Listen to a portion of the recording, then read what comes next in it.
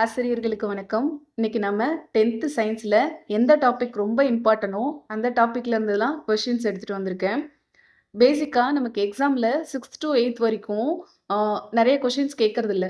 9th, 10th இருந்தும் ஒரு சில டைம் 11th, 12th இருந்துலாம் கூட கொஸ்டின்ஸ் கேட்டிருக்காங்க. நமக்கு பேசிக் வந்து சயின்ஸ்ல அதிகமா வரது கிடையாது. ஒரு ஃபியூ கொஸ்டின்ஸ் தான். ஒரு 6 to 7 அந்த மாரி கொஸ்டின்ஸ் தான் பேசிக் கொஸ்டின்ஸ் கேட்குறாங்க.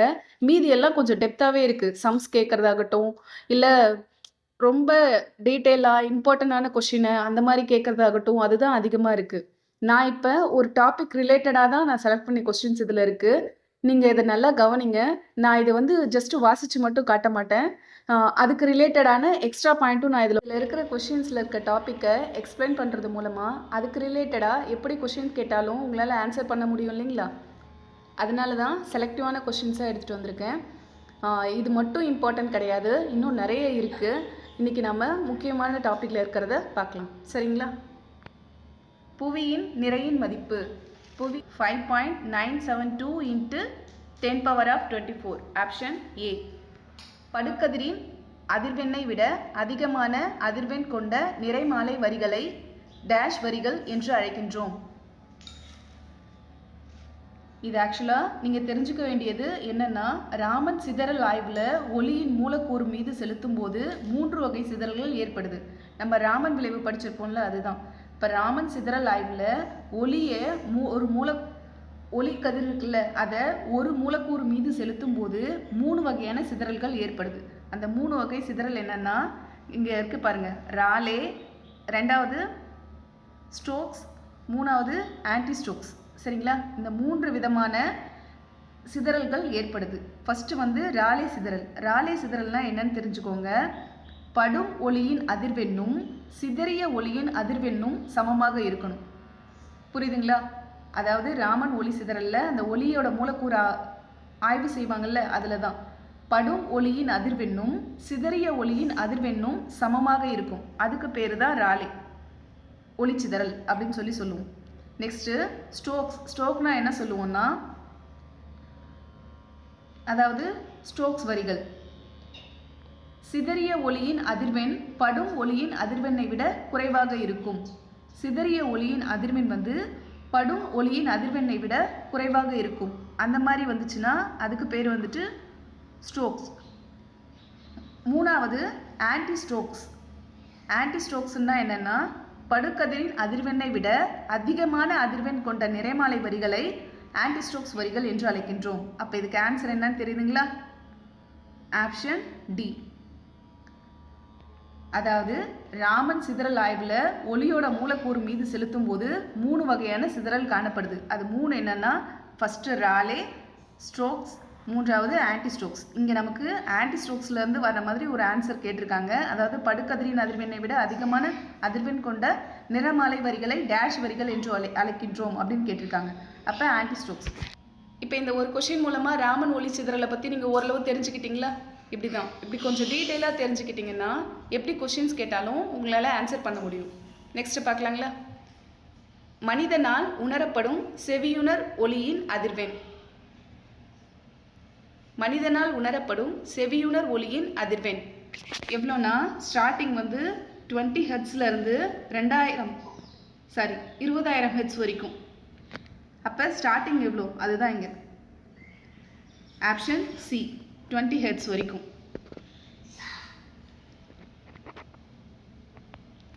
ஆப்ஷன் இ, 20 ஹெர்ட்ஸ்லேருந்து ஸ்டார்ட் ஆகி 20,000 ஹெர்ட்ஸ் வரைக்கும் அதிகபட்சமாக நம்மளால் கேட்க முடியும். அதுதான். நேர்மின் சுமை அதிகரிக்கும் போது நேர்மின் அயனியின் உருவ அளவு குறையும். நேர்மின் சுமை அதிகரிச்சதுன்னா நேர்மின் அயனியோட உருவ அளவு குறையும். Option A. ஒரு கரைசலின் pH மதிப்பு 4.5 எனில் pOH மதிப்பை காண்க அப்படின்னு சொல்லியிருக்காங்க. இப்போ இதுக்கு ஃபார்முலா இருக்குது. அது என்னென்னா, pH + pOH = 14. சரிங்களா? இதுதான். இப்போ நமக்கு pH மதிப்பு கொடுத்துட்டாங்க, pOH மதிப்பு கேட்டிருக்காங்க. அப்போ pH எவ்வளோ கொடுத்துருக்காங்க? pH வந்துட்டு 4.5 சொல்லியிருக்காங்க. அப்போ நமக்கு தேவையானது pOH அப்படியே எடுத்துக்கிட்டோம். இப்போ pHோட மதிப்பு எவ்வளோ? 4.5. இப்போ இந்த 14 அப்படியே இருக்கா? 14 - 4.5 அதை லெஸ் பண்ணுறோம். லெஸ் பண்ணால் என்ன கிடைக்கும்? 9.5.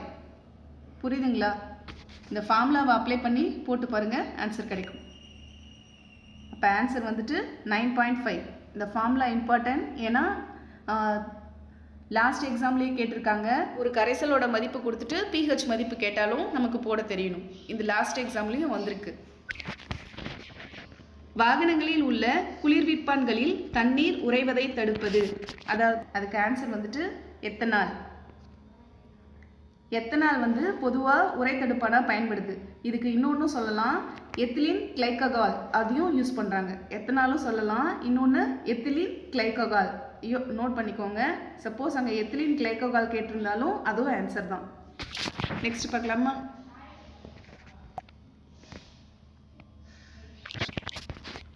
உள்நோக்கிய சைலம் என்பது இதன் சிறப்பு பண்பு. உள்நோக்கிய சைலம் அப்படின்றது எதோட சிறப்பு பண்பு அப்படின்னு சொல்லி கேட்டிருக்காங்க. எதோட சிறப்பு பண்புனா வேர். உள்நோக்கிய சைலம் என்பது வேர், இதோட சிறப்பு பண்பு. இதயத்தின் இதயம் என அழைக்கப்படுவது. இதயத்தின் இதயம் என அழைக்கப்படுவது எதுனா SA கணு. Option A. SA கணு இது வந்து இதய துடிப்பை உருவாக்குற மூல நரம்பு தூண்டுதலோட மையமாகும். நோட் பண்ணி வச்சுக்கோங்க. இது வந்து இதய துடிப்பை உருவாக்குற மூல நரம்பு தூண்டுதலோட மையமாக செயல்படுது. அதுதான் SA கணு. அதனால தான் அதை இதயத்தின் இதயம் அப்படின்னு சொல்லி சொல்கிறாங்க. உயிர் வழி தோற்ற விதி எதுன்னு சொல்லி கேட்டிருக்காங்க. இது வந்து டார்வின். டார்வினோட இயற்கை தேர்வு கோட்பாடு தான் உயிர் வழி தோற்ற விதி. டிஎன்ஏவை ஒட்ட பயன்படும் நொதி. டிஎன்ஏவை ஒட்டுறதுக்கு பயன்படுற நொதி எதுனா, டிஎன்ஏவை ஒரு குறிப்பிட்ட இடத்துல வெட்டுறதுக்காக பயன்படும் நொதியோட பேர் எண்டோநியூக்ளியஸ். இது வந்து ஏற்கனவே கொஷினில் கேட்டது தான். உலக புகையிலை எதிர்ப்பு தினம். உலக புகையிலை எதிர்ப்பு தினம் May 31. புதுப்பிக்கத்தக்க ஆற்றல் மூலம். எந்த இதை வந்து புதுப்பிக்கலாம், மறுபடியும் புதுப்பிக்க முடியும் அப்படின்னு சொல்லி கேட்டிருக்காங்க. மரங்கள். விழி ஏற்பமைவு திறன் குறைபாட்டை சரி செய்ய உதவுவது எதுனா இரு குவிய லென்ஸு. அதாவது இங்கே வந்து குவி லென்ஸ் எதுக்கு வரும்னா கிட்ட பார்வைக்கு குழி லென்ஸு. இது வந்து கிட்ட பார்வை, சரிங்களா? குவி லென்ஸுனா தூர பார்வைக்கு. அப்போ விழி ஏற்பமைவு திறன் குறைபாட்டை சரி செய்ய உதவுவது இரு குவிய லென்ஸு. கிட்ட பார்வைனா குழி லென்ஸு, தூர பார்வைனா குவி லென்ஸு. அப்போ இங்கே குவி ஆடி வராது, சரிங்களா? நெக்ஸ்ட் பார்க்கலாம். வெப்பநிலை மானிகளில் பயன்படுவது. வெப்பநிலை மானிகளில் பயன்படுவது பாதரசம். இதை மெர்குரின்னு கேட்டாலும் போடலாம். இது எதுக்காக பாதரசத்தை யூஸ் பண்ணுறோன்னா, அதிக வெப்பநிலையில் கூட எவ்வளோ ஹீட்டு கொடுத்தாலும் அது வந்து திரவமாகவே இருக்கிற திறன் கொண்டது. அதனால தான் வெப்பநிலை மானிகளில் பாதரசத்தை யூஸ் பண்ணுறோம். ரீசன் புரியுதுங்களா? சப்போஸ் இங்கே மெர்குரி கேட்டிருந்தாலும் மெர்குரியும் போடலாம். கிலோவாட் மணி எதனுடைய அலகு? கிலோவாட் மணி அப்படின்றது மின்னாற்றலோட அலகு. அதாவது மின்சாரத்தை அளவிட பயன்படும் வர்த்தக அலகு தான் இது. புரியுதுங்களா? கிலோவாட் மணின்றது மின்னாற்றலோடது, மின்சார அளவிட பயன்படும் வர்த்தக அலகு தான் இது. வாயு ஊடகத்தில் ஒளியின் திசைவேகம் 330 மீட்டர்/வினாடி. வெப்பநிலையில் மாறிலியாக இருக்கும்போது அதன் அழுத்தம் 4 மடங்கு உயர்த்தப்பட்டால் ஒளியின் திசைவேகம் என்ன அப்படின்னு சொல்லி கேட்டிருக்காங்க. இந்த கொஷினை கொஞ்சம் நல்லா கவனிங்க. 330 மீட்டர்/வினாடி கொடுக்கப்பட்ட வாயுவில் வெப்பநிலை மாறாமல் இருக்கும்போது ஒளியோட திசைவேகம் அதோட அழுத்தத்தை சார்ந்தது கிடையாது. நான் சொல்கிறது புரியுதுங்களா? கவனமாக கேளுங்க. 330 மீட்டர்/வினாடி கொடுக்கப்பட்டுள்ள வாயுவில் வெப்பநிலை மாறாமல் இருக்கும்போது ஒளியோட திசைவேகம் அதோட அழுத்தத்தை சார்ந்தது கிடையாது. ஏன்னா அழுத்தம் அதிகரிக்கும் போது வாயுவோட அடர்த்தியும் அதே விகிதத்தில் அதிகரிக்கும். அதாவது ஒரு அழுத்தம் இருக்கு இல்லைங்களா, அந்த அழுத்தம் அதிகரிச்சதுன்னா வாயுவோட அடர்த்தியும் அதே விகிதத்திலே, எந்த விகிதத்தில் அதிகரிக்குதோ அதே விகிதத்திலே அதிகரிக்கும். இந்த ரெண்டு மாற்றங்களும் ஒன்றை ஒன்று சமயம் செய்து ஒளியோட திசைவேகத்தை மாறாமல் வச்சிருக்கும். புரியுதுங்களா? அப்போ ஆன்சரும் அதே 330 மீட்டர்/வினாடி. இதுதான். ஏன் அதே இது 330 மீட்டர்/வினாடியாகவே வருதுன்னா, அழுத்தத்தை அதிகரிக்கும் போது வாயுவோட அடர்த்தியும் அதே விகிதத்தில் தான் அதிகரிக்கும். இந்த 2 மாற்றங்களும் ஒன்றை ஒன்று சமன் செய்யறதுனால ஒளியோட திசைவேகத்தை மாறாமல் வச்சுருக்கும். அப்போ ஆன்சர் 330 மீட்டர் பை வினாடி. திட்ட வெப்ப அழுத்த நிலையில் 1 மோல் ஈரணு மூலக்கூறு வாயுவின் பருமன் என்னன்னு சொல்லி கேட்டிருக்காங்க. இதுக்கு ஆன்சர் வந்துட்டு 22.4 லிட்டர். அதாவது அவகோட்ரா விதிப்படி திட்ட வெப்ப அழுத்த நிலையில் எந்த ஒரு வாயுவின் மோல்வின் பருமன் எவ்வளோனா 22.4. இது எந்த விதிப்படி இருக்குன்னா அவகோட்ரா விதி. திட்ட வெப்ப அழுத்த நிலையில் எந்த ஒரு வாயுவின் ஒரு மோலோட பருமன் எவ்வளோ இருக்குன்னா இதுதான் 22.4 லிட்டர். நெக்ஸ்ட் சால்கோஜன் குடும்பம். இதில் எது சால்கோஜன் குடும்பம் சொல்லி கேட்டிருக்காங்க. அதாவது சால்கோஜன் குடும்பம் என்பது பி தொகுதியில் இருக்க 16வது குழுவை குறிக்குது. அப்போ இதில் எது 16வது குழு அப்படின்றது நமக்கு தெரியணும். 16வது வந்துட்டு ஆக்சிஜன். புரியுதுங்களா? அப்போ ஆன்சர் டி ஆக்சிஜன். இதையும் பார்த்துக்கலாம். கார்பன் வந்துட்டு சி வந்து 14. ஓகேங்களா? நைட்ரஜன்னா என் வந்துட்டு 15. போரான் வந்து பி 13. நோட் பண்ணி வச்சுக்கோங்க. அப்போ கார்பன் 14, நைட்ரஜன் 15, போரான் 13, ஆக்சிஜன் 16. அப்போ சால்கோஜன் குடும்பம்ன்றது பி தொகுதியில் இருக்க 16வது குழு, அதாவது ஆக்சிஜன் ஆன்சர். சரிங்களா? குறிப்பிட்ட வெப்பநிலையில் அழுத்தத்தை அதிகரிக்கும் போது நீர்மத்தில் வாயுவின் கரைதிறன். ஒரு குறிப்பிட்ட வெப்பநிலையில் அழுத்தத்தை அதிகரித்தோம்னா நீர்மத்தில் வாயுவோட கரைதிறன் எப்படி இருக்கும் அப்படின்னு சொல்லி கேட்டிருக்காங்க. அது எப்படி இருக்கும்னா அதிகரிக்கும். ஏன்னா இது எந்த விதிப்படி அமைஞ்சிருக்குன்னா ஹென்ரியோட விதி. சரிங்களா? இந்த விதிகளை பற்றி நான் இன்னொரு வீடியோ கண்டிப்பாக போடுறேன். ஏன்னா அதுவும் இம்பார்ட்டன்ட். குறிப்பிட்ட வெப்பநிலையில் அழுத்தத்தை அதிகரிக்கும் போது நீர்மத்தில் வாயுவின் கரைதிறன் அதிகரிக்கும். எந்த விதிப்படினா ஹென்ரியின் விதிப்படி. ஒளிச்சிதைவு என்பது இதனால் நடைபெறும் சிதைவு வினையாகும். ஒளிச்சிதைவு வந்து எதனால் நடைபெற சிதைவு வினை அப்படின்னு சொல்லி கேட்டிருக்காங்க. எதனாலன்னா ஒளி. மூளையின் இரு பக்கவாட்டு கதுப்புகளையும் இணைக்கும் நரம்பு பகுதி எது?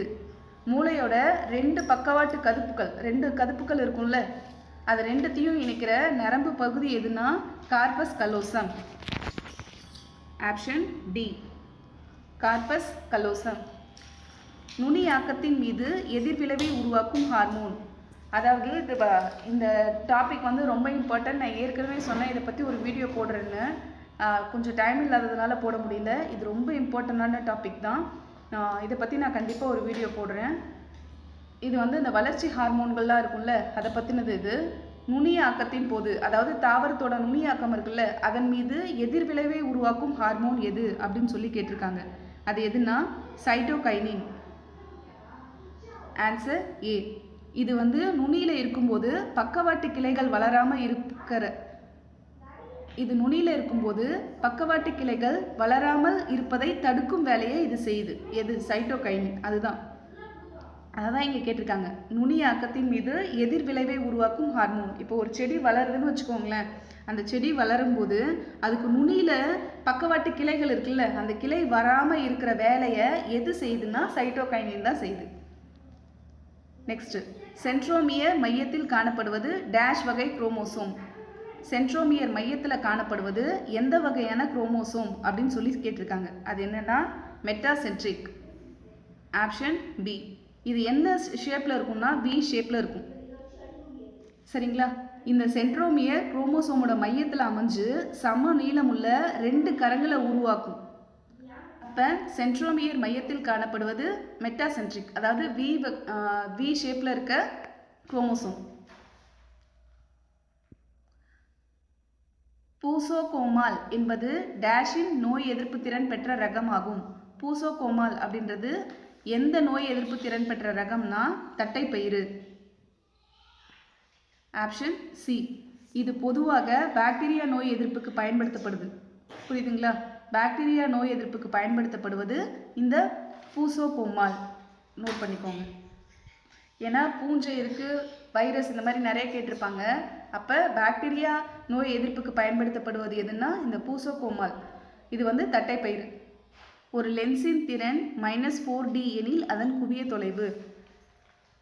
இங்கே -4Dன்றது டயாப்டர், -4 டயாப்டர். இப்போ இதுக்கு ஃபார்முலா என்னென்னா 1/f. சரிங்களா? இங்கே லென்ஸோட திறன் எவ்வளோனா -4 டயாப்டர். குவிய தொலைவு f. அப்போ இது எப்படி போடலாம்னா 1/-4d. புரியுதுங்களா? அப்போ ஆன்சர் என்ன வரும்னா 0.25 மீட்டர். இங்கே மைனஸ் இருக்கா? அப்போ இங்கே minus. Answer C, -0.25 metre. Gamma கதிரியக்கத்திலிருந்து நம்மை பாதுகாக்க டேஷ் முறைகள் பயன்படுகின்றன. இந்த கதிரியக்கம்லாம் வரும்ல, அது காமா கதிரியக்கத்திலேருந்து நம்மளை பாதுகாக்க எந்த மாதிரி உரைகள் நமக்கு பயன்படுது அப்படின்னு சொல்லி கேட்டிருக்காங்க. அதுக்கு ஆன்சர் என்னென்னா காரியம். இங்கே பாருங்கள், காரிய ஆக்சைடுன்னு ஃபஸ்ட்டே கொடுத்துருக்காங்களா? இது தப்பு. இப்படி தான் கன்ஃபியூஸ் பண்ண கேட்பாங்க. ஆனால் ஆன்சர் வந்து காரியம். ஏன்னா இதோட அடர்த்தி வந்து அதிகம். இது அதிக அடர்த்தி கொண்டது காரியம். அதனால தான் அது காமா கதிரியக்கத்திலிருந்து நம்ம பாதுகாக்குது. கீழ்கண்டவற்றுள் எது நீர் உறிஞ்சும் தன்மையுடையது? இதில் எது வந்து நீரை நல்லா உறிஞ்சும் தன்மையுடையதுன்னு கேட்டிருக்காங்க. இது உங்களுக்கு புரியுதுங்களா? நம்ம ஒரு சில ப்ராடக்ட்லாம் வாங்கினோம்னா அதில் குட்டி குட்டியாக பால்ஸ் மாதிரி போட்டு ஒரு பேக்கு குட்டியாக இருக்கும். இந்த வாட்டர் பாட்டில் வாங்கினாலோ இல்லை ஏதாவது ஒரு சில இதில் ஸ்நாக்ஸில் கூட இருக்கும், சின்ன சின்னதாக இருக்கும். அதில் வந்து ப்ரெக்னென்சி கிட்டில் இருக்கும். எஸ், ப்ரெக்னென்சி கிட்டில் அந்த மாதிரி இருக்கும். அது ஏன் அப்படி கொடுக்குறாங்க அப்படின்னு சொல்லி தெரியுங்களா? இது வந்து நீர் உறிஞ்சும் தன்மையுடையது. அப்படின்னா அந்த காற்றுல இருக்கிற அந்த ஈரப்பதத்தை அது நல்லா உறிஞ்சு வைக்கும். அது எதுன்னு சொல்லி கேட்டிருக்காங்க. அது எதுனா சிலிக்கா ஜெல். Answer C. இது வந்து சிலிக்கா ஜெல் வந்துட்டு நீராவி ஈரப்பதத்தை உறிஞ்சி பொருட்களை கெடாமல் பாதுகாக்கும். அதுதான். புரியுதுங்களா? கீழ்கண்டவற்றுள் எது நீர் உறிஞ்சும் தன்மையுடையதுன்னா சிலிக்கா ஜெல். இது வந்து நீராவி ஈரப்பதத்தை உறிஞ்சி பொருட்களை கெடாமல் பாதுகாக்கிறதுல முக்கிய பங்கு வகிக்குது. TFM என்பது சோப்பின் எந்த பகுதி பொருளை குறிக்கிறது? கொழுப்பு அமிலம். TFM அப்படின்றது கொழுப்பு அமிலத்தை குறிக்குது. H2+Cl2 2HCl என்பது இது என்ன வினைன்னு கேட்டிருக்காங்க. இப்போ H2னா நம்ம என்ன சொல்லுவோம்? H2னா ஹைட்ரஜன் வாயு. இங்கே G கொடுத்துருக்காங்க பாருங்கள். அப்போ அது கேஸு, அவங்களே கொடுத்துட்டாங்க. அப்போ ஹைட்ரஜன் வாயு, Clனா குளோரின் வாயு. சரிங்களா? இது ரெண்டும் சேர்ந்து ஹைட்ரஜன் குளோரைடு வாயு இதை உருவாக்குது. அப்போ இது என்ன வினை? நீங்கள் ஈஸியாக கெஸ் பண்ணியிருப்பீங்க. இது வந்துட்டு சேர்க்கை வினை. அதாவது ஹைட்ரஜன் வாயுவையும் குளோரின் வாயுவையும் சேர்க்கும் போது என்ன கிடைக்குதுன்னா ஹைட்ரஜன் குளோரைடு வாயு உருவாகும். இந்த வேதி வினையை தான் எதை சார்ந்ததுன்னு கேட்டிருக்காங்க. சேர்க்கை வினை. புரியுதுங்களா? நெக்ஸ்ட் பார்க்கலாம். டேஷ் அழியும் நிலையில் உள்ள விலங்கு ஆகும். எதுனா குள்ள முயல். இது கூட குள்ள நரியும் சொல்லலாம். உடலின் வெப்பநிலையை ஒழுங்குபடுத்தும் மையமாக டேஷ் செயல்படுகிறது. எதுனா ஹைப்போதலாமஸ். Option C. ஏன்னா இது வந்து உடலோட வெப்பநிலையை நிலைநிறுத்தும் வெப்பநிலை மானியாக செயல்படுது. இது இம்பார்ட்டன்ட், நோட் பண்ணி வச்சுக்கோங்க. உடலின் வெப்பநிலையை நிலைநிறுத்தும் வெப்பநிலை மானியாக செயல்படுவது எது அப்படின்னு கேட்டாலும் இதே தான், ஹைப்போதலாமஸ்.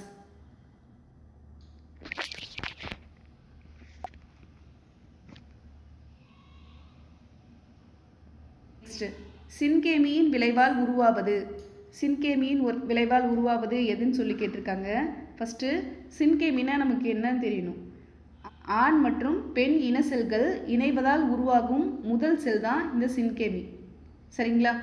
இப்போ சின்கேமினால் உருவாகிறது எதுனா சைக்கோட், கருமுட்டை.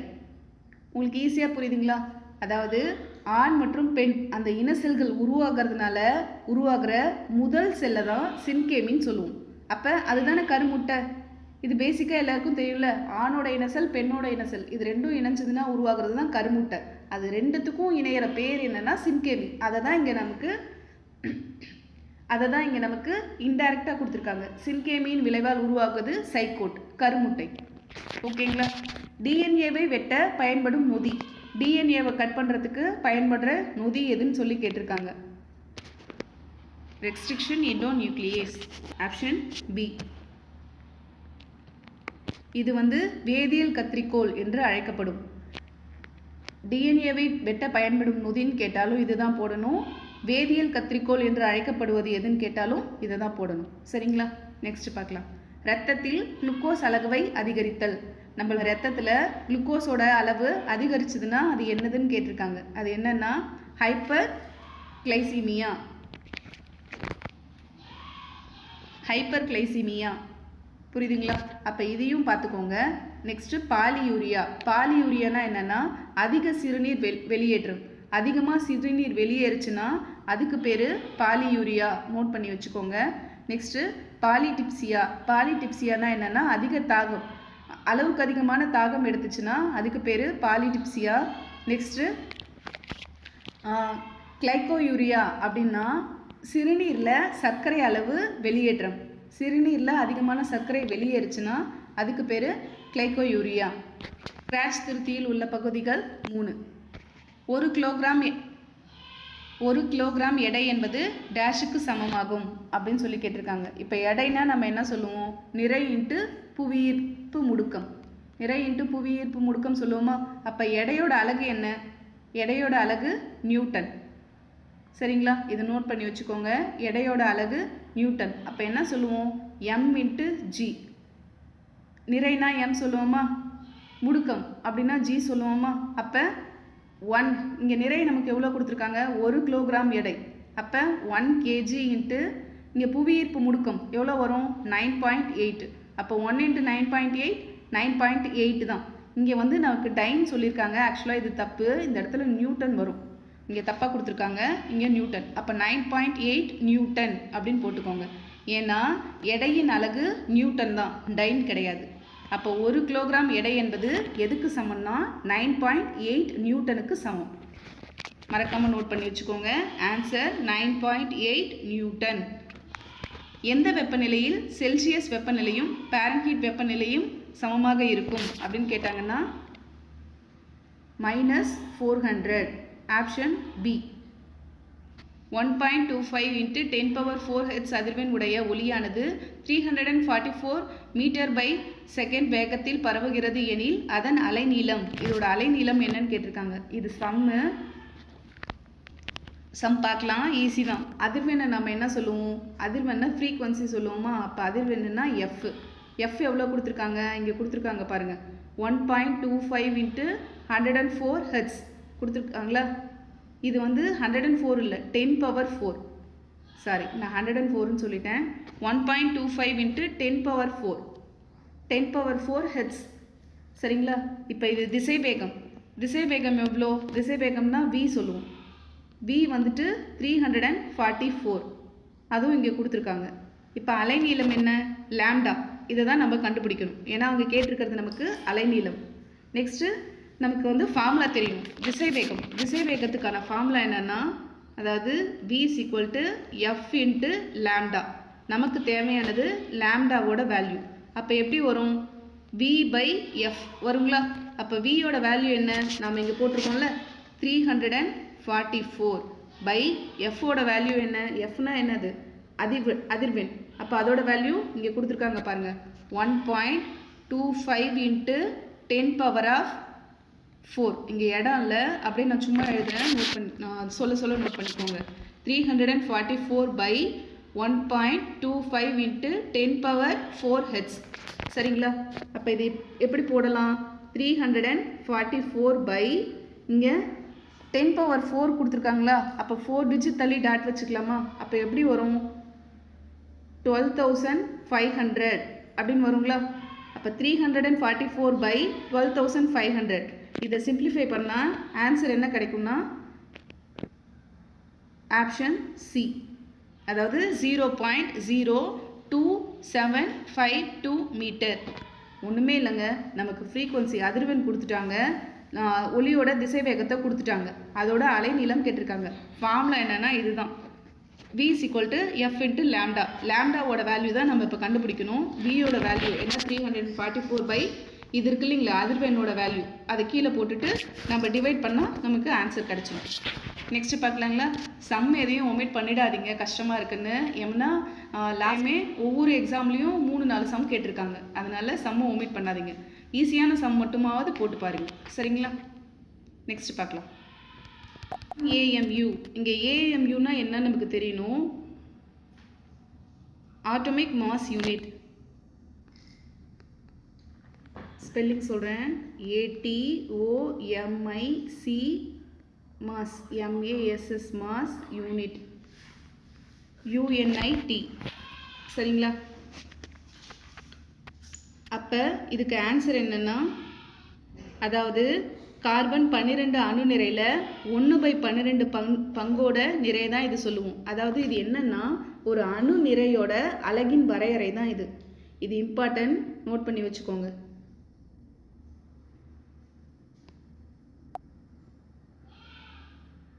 இதுக்கு ஆன்சர் ஆப்ஷன் சி. ஒரு கார்பன் 12 அணு நிறையில் 1/12 பங்கின் நிறை. இது என்னன்னா இது அணு நிறை அலகோட வரையறை தான் இது. அணு நிறை அலகோட வரையறை இது. இம்பார்ட்டன்ட், நோட் பண்ணி வச்சுக்கோங்க. நெக்ஸ்ட், வெள்ளை விட்ரியால் எனப்படுவது. வெள்ளை விட்ரியால் எனப்படுவது என்னன்னா ZnSO4 7H2O. அதாவது ஆப்ஷன் டி. இதுக்கு பேர் என்னன்னா துத்தநாக சல்ஃபேட் ஹெப்டாஹைட்ரேட். புரியுதுங்களா? துத்தநாக சல்ஃபேட் ஹெப்டாஹைட்ரேட். இங்கே 7 வந்திருக்கு பாருங்க, அப்போ அது ஹெப்டான்னு சொல்லுவோம். துத்தநாக சல்ஃபேட் ஹெப்டாஹைட்ரேட். நெக்ஸ்ட் பார்க்கலாமா? எரிசாராயம் என்பது ஒரு நீர்க்கரைசல் ஆகும். இதிலுள்ள எரிசாராயம் என்பது ஒரு நீர்க்கரைசல் ஆகும். இதிலுள்ள எத்தனாலின் சதவீதம். எத்தனால் இதில் எவ்வளோ சதவீதம் இருக்குது அப்படின்னு சொல்லி கேட்டிருக்காங்க. எரிசாராயம் அப்படின்றது ஒரு நீர்க்கரைசல்ன்றதை அவங்களே சொல்லிட்டாங்க. இதில் எத்தனை எத்தனாலின் சதவீதம் இருக்குது அப்படின்னு சொல்லி கேட்டாங்கன்னா 95.5%. Option A. அப்போ மீதி இருக்க 4.5 எவ்வளோ அப்படின்னாக்க அது வந்து வாட்டர் தான். அப்போ எரிசாராயத்தில் 2 பொருள் தான் இருக்குது. ஒன்று வந்து எத்தனாலின், ரெண்டாவது வந்துட்டு ஒன்று வந்து எத்தனால், ரெண்டாவது வந்து நீர். எத்தனால் வந்து 95.5, நீர் வந்து 4.5. நெக்ஸ்ட் பார்க்கலாமா? ஒளிச்சேர்க்கையின் போது எந்த நிலையில் ஆக்சிஜன் உற்பத்தி ஆகிறது? ஒளிச்சேர்க்கை நடக்கும்போது எந்த நிலையில் ஆக்சிஜன் உற்பத்தி ஆகுது அப்படின்னு சொல்லி கேட்டிருக்காங்க. எந்த நிலையிலன்னா நீர் மூலக்கூறுகள் பிளக்கப்படும் போது. Option C. ஒளிச்சேர்க்கை ஒளிச்சார்பு நிலையில் நீர், அதாவது H2O பிளவுபடுவதன் மூலமாக தான் ஆக்சிஜன் உற்பத்தி ஆகும். நீரோட மூலக்கூறுகள் தான் அங்கே பிளக்கப்படுது.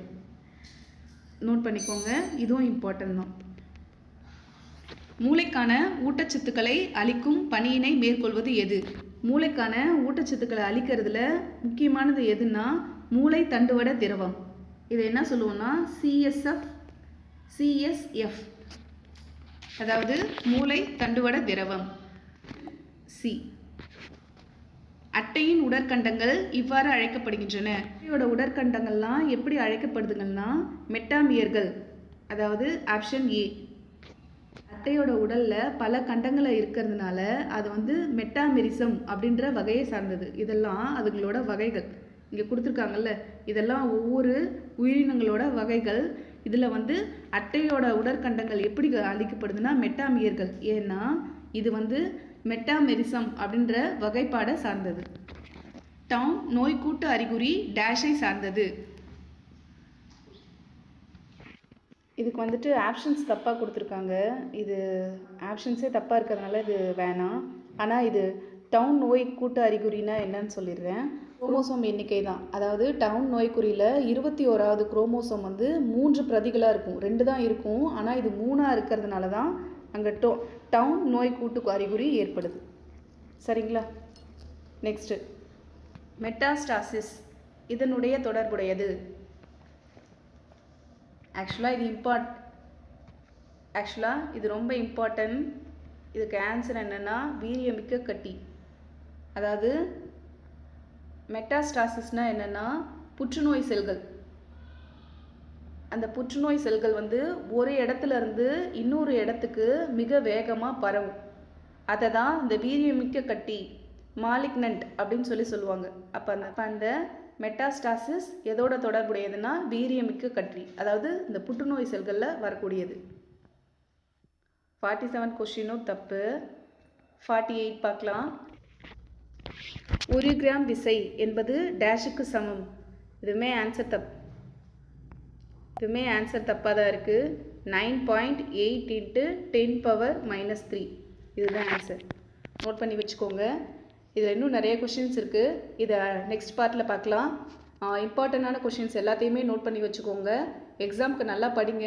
ரிவிஷன் கண்டிப்பாக பண்ணுங்கள். சேனலை மறக்காமல் சப்ஸ்கிரைப் பண்ணுங்கள். நிறைய பேர் சப்ஸ்கிரைப் பண்ணாமலே பார்த்துட்ருக்கீங்க. நீங்கள் சப்ஸ்கிரைப் பண்ணாதான் நான் போடுற வீடியோலாம் உங்களுக்கு உடனே கிடைக்கும். நல்லதே செய்வோம், நல்லதே நடக்கும். நன்றி.